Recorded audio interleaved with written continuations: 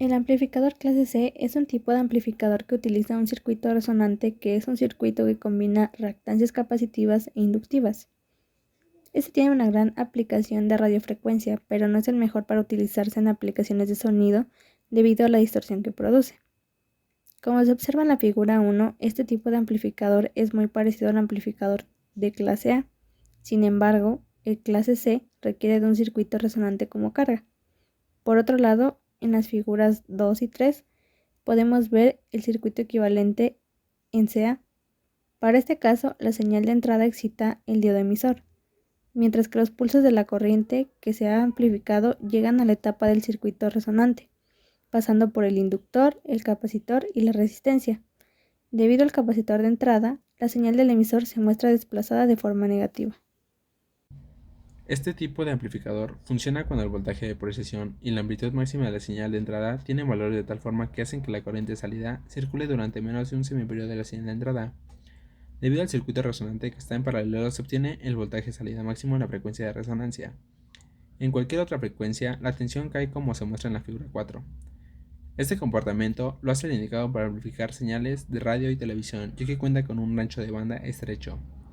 En la figura 5 podemos observar la recta de carga. La recta de carga para corriente continua es una línea vertical, y esta no es importante debido a que el transistor no se encuentra polarizado.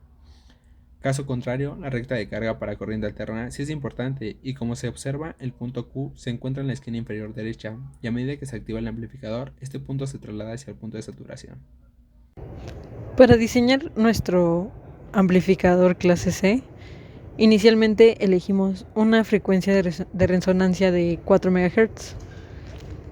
Para sacar el valor de nuestros capacitores, inductores y resistencias, inicialmente comenzamos usando la fórmula de la frecuencia de resonancia. En este caso, la frecuencia estaba en radianes sobre segundo, por lo que tuvimos que convertirla para que pudiéramos usar nuestra frecuencia elegida de 4 MHz. De ahí despejamos el capacitor y elegimos un valor del inductor de 1 microhenrio. Con esto salió un capacitor comercial de 1.582 nanofaradios. Posteriormente pasamos a calcular las potencias. Elegimos VCC igual a 15 volts y nuestra resistencia L de 2.7 kiloohms. Con esto calculamos PDC, que nos dio 53.05 miliwatts, y la potencia de salida, que nos dio de 41.67 miliwatts. Finalmente, con la potencia de salida y la potencia DC, pudimos calcular la eficiencia de nuestro amplificador, que fue de 78.5%.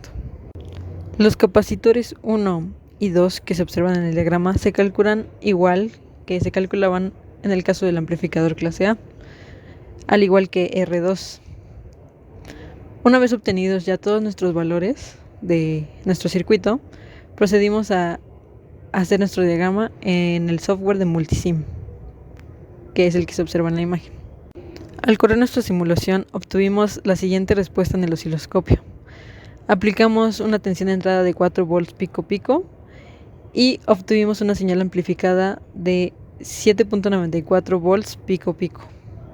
También cabe aclarar que la señal de entrada se aplicó con una frecuencia de 4 MHz, que era la que habíamos elegido anteriormente.